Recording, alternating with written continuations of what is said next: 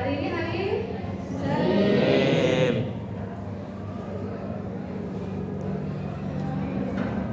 Sebelum kita mulai pembelajaran, kita berdoa dulu bersama-sama, dipimpin sama Mario. Bapak Mega, sebelum kita mulai pelajaran hari ini, mari kita bahas terlebih dahulu berdoa dimulai.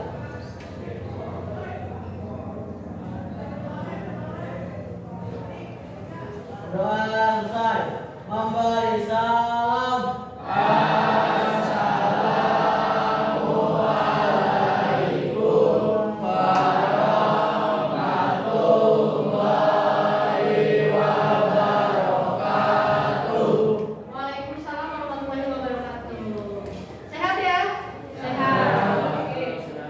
Kita hari ini ya akan melakukan pelajaran untuk melanjutkan pertemuan sebelumnya. Ya. Ada yang masih ingat pertemuan lalu tentang apa? Ada yang masih ingat tentang apa? Besaran pokok, besaran turunan. Besaran pokok, besaran turunan. Di coding tentang apa, Mario? Pengenalan coding ya? Ya, oke. Kita akan lanjut hari ini juga dengan pengenalan coding. Pengenalan coding dan kecerdasan artifisial. Sebelumnya boleh cek dulu yang nggak masuk. Ada yang nggak masuk hari ini? Ada siapa? Ada Habibie, Nabil, Albo. Oh, Albo masuk. Aldo lagi ada dispensasi ya untuk kegiatan di luar. Oke, semuanya coba berdiri. Gue mau cek kerapihan dulu.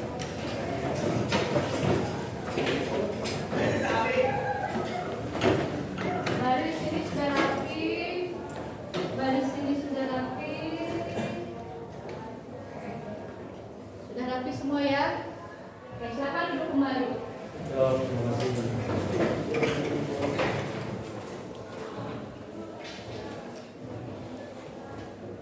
Anak-anak, kita mau melanjutkan pada pertemuan yang lalu, yaitu ada tentang pengenalan coding, ya, pengenalan coding dan kecerdasan artifisial. Tapi sebelumnya kita ice breaking dulu mau? Kalau gue bilang tepuk satu, kalian tepuk satu. Kalau kalian gue bilang tepuk dua, kalian tepuk dua. Kalau gue bilang tepuk tiga, kalian tepuk tiga. Ingat ya? Oke.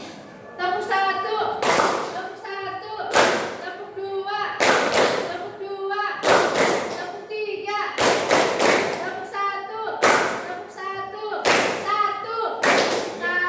loh ya. Coba konsentrasi lagi ya.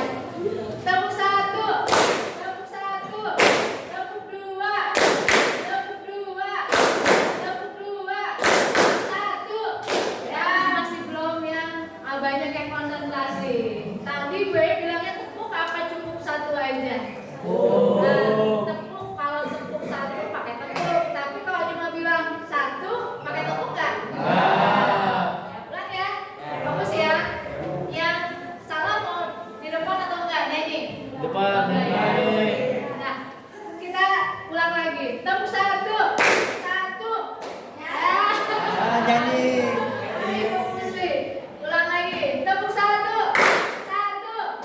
Ya, WB yang nggak fokus. Ya, lagi. Tepuk satu. Tepuk dua. Yeay, alhamdulillah ya. Ya. Oke anak-anak, hari ini kita akan melanjutkan pertemuan yang lalu, yaitu tentang pengoperasian dan pengaplikasian perangkat kecerdasan artifisial. Ya. Nah, boleh dibuka buku tulisnya, buku tulisnya. Ya. Ini gue akan sampaikan dulu ada tujuan pembelajaran kita. Tujuan pembelajarannya yang ada elemen coding dan kecerdasan artifisial. Nanti juga ada tentang pemanfaatan coding dan kecerdasan artifisial pada kehidupan sehari-hari. Ya, nah ini kalian harus bisa mengoperasikan kecerdasan artifisial. Lalu kalian juga harus bisa mengaplikasikan kecerdasan artifisial. Siapa nih anak cewek biasanya yang suka edit foto pakai Gemini AI? Siapa yang suka edit foto? Ada nggak yang suka edit foto? Siapa? Kayak gini. Maaf ya. Nah, maybe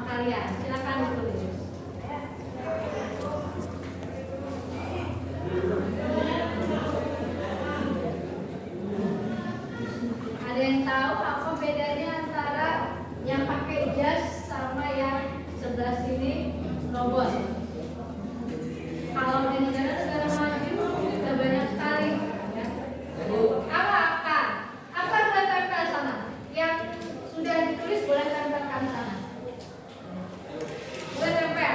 Garis kanan dulu deh.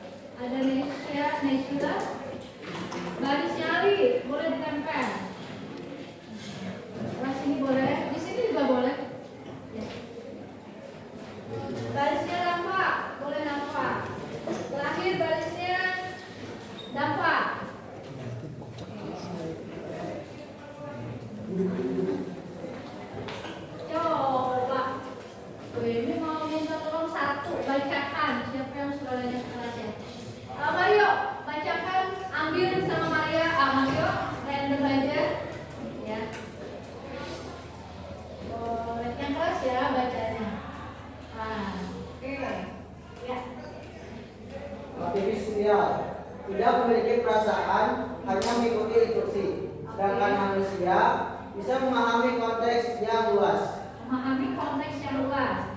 Oke, Maria yang sudah beritahu di bawah biar tak dibaca lagi. Ya.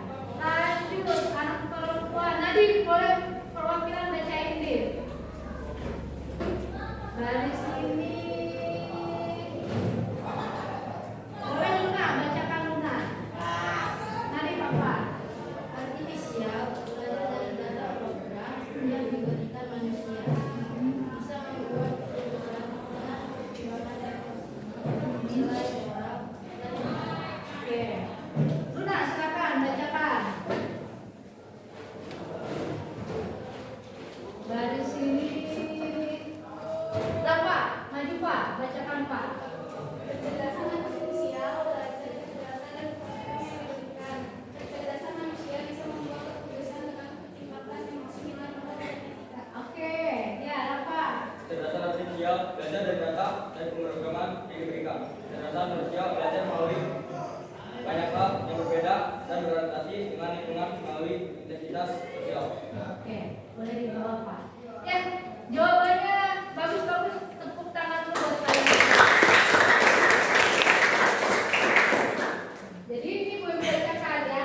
Katanya kalau kecerdasan artifisial yang robot itu tidak memiliki perasaan, betul? Hanya mengikuti instruksi. Instruksinya siapa yang ngasih mereka instruksi? Manusia. Kita kembali ke manusia. Lalu katanya manusia bisa memahami konteks yang luas. Berarti pikirannya luas ya, bisa berubah-ubah ya. Tidak begitu aja monoton, tapi bisa berubah-ubah sesuai dengan pengalamannya. Lalu berikutnya nih, gue ini cari yang kedua. Belajar dari data dan program yang diberikan, betul ya? Karena tadi manusia yang kasih. Juga sama ini. Oke, tidak memiliki perasaan, hanya mengikuti instruksi. Kalau manusia membuat keputusan itu dengan berbagai macam pertimbangan, ya, dengan berbagai macam pertimbangan emosi, nilai, moral yang paling penting, satu lagi dan etika. Betul semua? Betul. Jadi itu perbedaan antara kecerdasan artifisial dengan kecerdasan buatan atau artificial intelligence.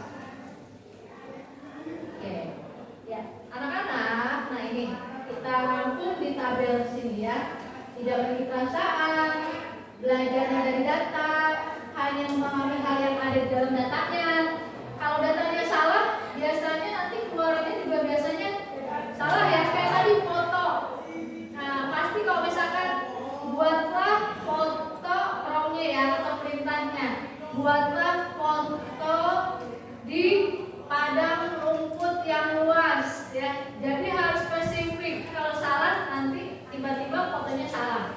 Bukan di padang rumput tapi di laut misalkan, di danau misalkan. Harus spesifik ya. Hanya memahami yang ada dalam datanya. Hanya bisa membuat keputusan berdasarkan angka. Ya, angka yang kita masukin dia nanti baru keluar. Tapi kalau kita ya itu biasanya membuat keputusannya memperhatikan emosi, moral. Kayak gue misalkan mau menghukum gigi ya, biasanya kita pertimbangkan dulu nih nanti perasaan gigi gimana ya gitu. Atau kalau bikin foto-foto gigi ya yang begini nanti tersinggung nggak ya gigi gitu. Jadi mementingkan perasaan atau nilai moral. Nah ini anak-anak, kecerdasan utama pada kecerdasan artifisial komponennya ada data, algoritma, model coding, model kecerdasan artifisial, infrastruktur, antarmuka sama keamanan. Jadi kecerdasan artifisial juga memperhatikan keamanan. Kalian suka lihat video-video yang dipotong-potong ya, bahaya nggak sebetulnya kayak gitu? Itu ada menggunakan AI untuk kepentingan yang tidak benar ya, menyebarkan apa contohnya? Hoax ya, menyebarkan hoax yang tadinya nggak bersalah jadi bersalah, seperti itu bahaya ya. Jadi dari segi keamanannya harus diperhatikan.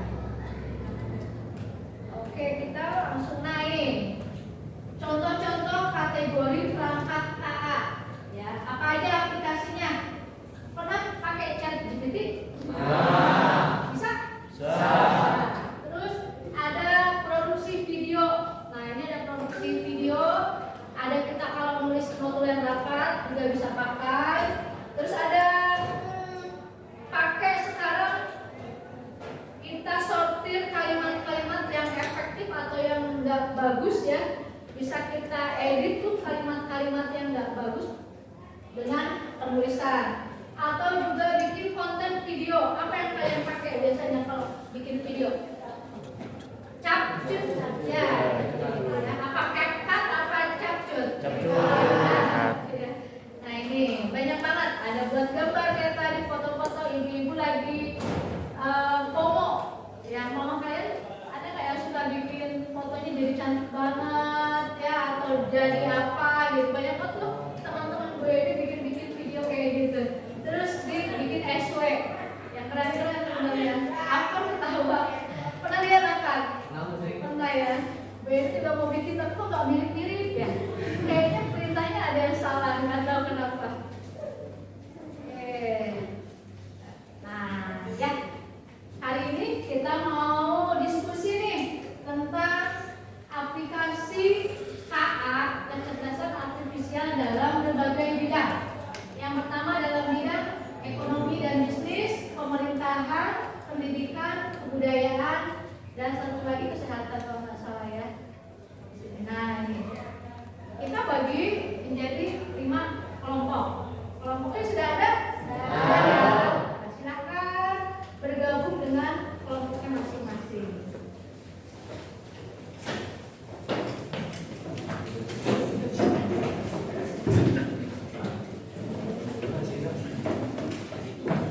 Medianya boleh disatukan pelan-pelan.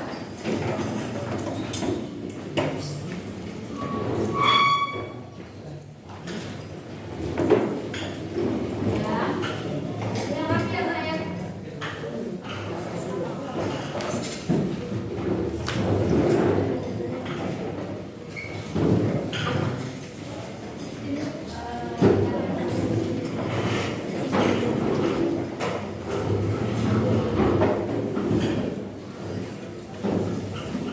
Udah? Udah juga? Boleh menghadap ke depan dulu semua ya Nak, ya.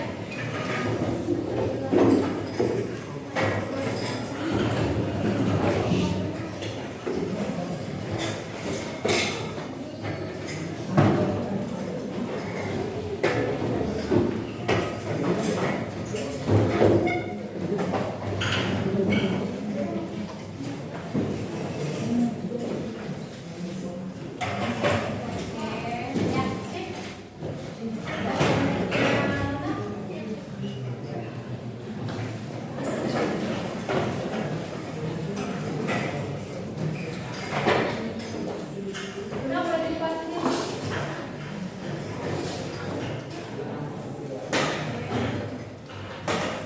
Boleh putar foto ini dulu badannya. Nah, ya. Kalian perintahnya atau diskusinya dengan teman-teman satu kelompok kalian, diskusikan peran kecerdasan artifisial dalam berbagai bidang. Kelompok 1 ya, sudah ya. Kelompok 1 tadi bidang apa? Ekonomi dan bisnis. Ekonomi, bidang ekonomi.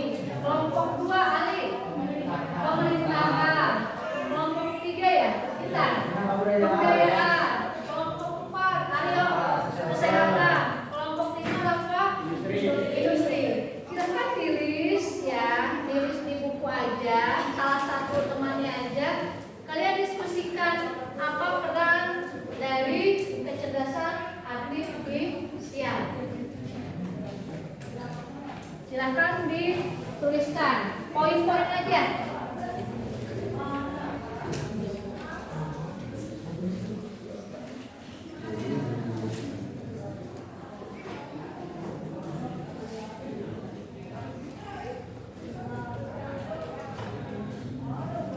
Boleh buka handphonenya ya Nak ya. Peran kecerdasan artifisial dalam bidang kesehatan. Kalian searchingnya seperti itu.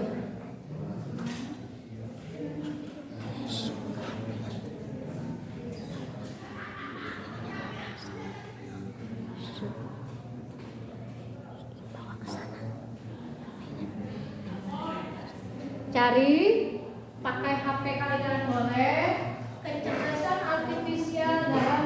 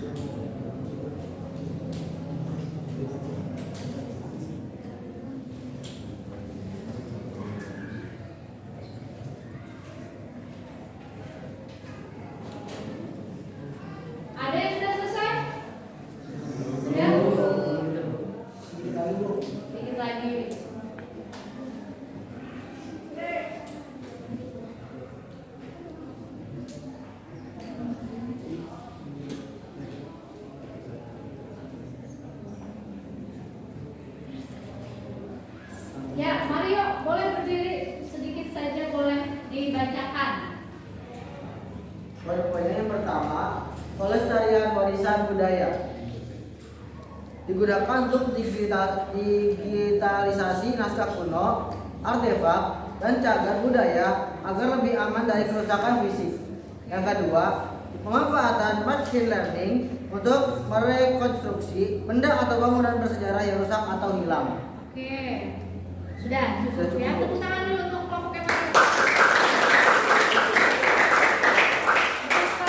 Tadi biasanya benda-benda bersejarah itu banyak yang hilang, kayak candi mulai banyak yang rusak tuh ya, atau artefak-artefak lain. Dengan adanya kecerdasan artifisial bisa dipulihkan kembali situs-situs kebudayaan kita yang sudah lama hilang. Ada lagi satu lagi dalam bidang kesehatan. Ada yang bidang kesehatan mana? Oke, silakan Fahmi atau siapa berdiri.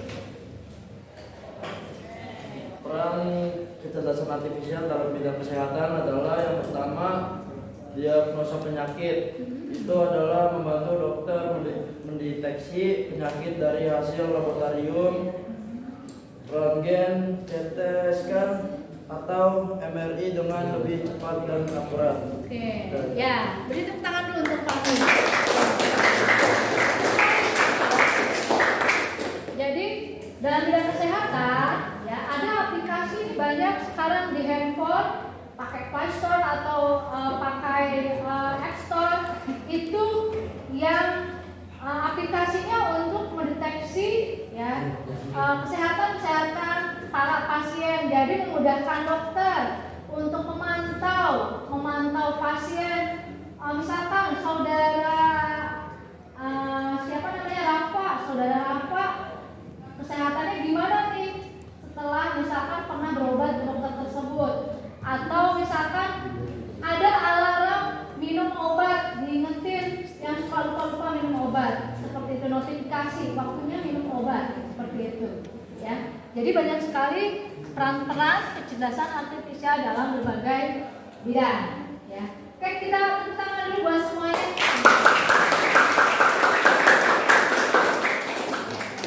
Ya, itu dari perwakilan kelompok ya. Masih banyak lagi kecerdasan artifisial dalam kehidupan sehari-hari yang bisa kita manfaatkan. Tentunya pemanfaatannya harus beretika ya, harus mengikuti peraturan-peraturan ya, adab-adab, norma-norma sosial yang ada ya. Oke, siapa yang hari ini mau menyimpulkan? Ada yang mau menyimpulkan? Satu orang saja tentang pemanfaatan kecerdasan artifisial. Satu orang saja. Menurut saya kecerdasan artifisial seperti apa tadi bedanya, kemudian dalam bidang apa aja. Berapa ya Pak? Diri Pak. Kesimpulannya. Apa tadi pertanyaan Bu?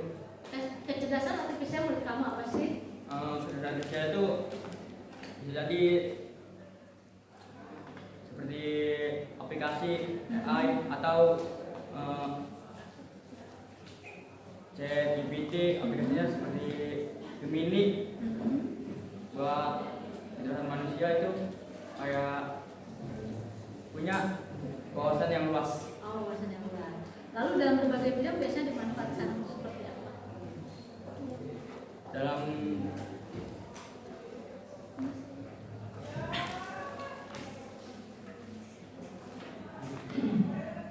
kalau dalam bidang industri itu kecerdasan buatan AI mentransformasi industri manufaktur dengan meningkatkan efisiensi, presisi, dan kemampuan beradaptasi dalam berbagai proses produksi.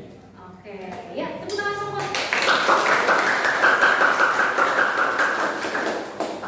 Oke, sekarang kalian boleh buka HP-nya.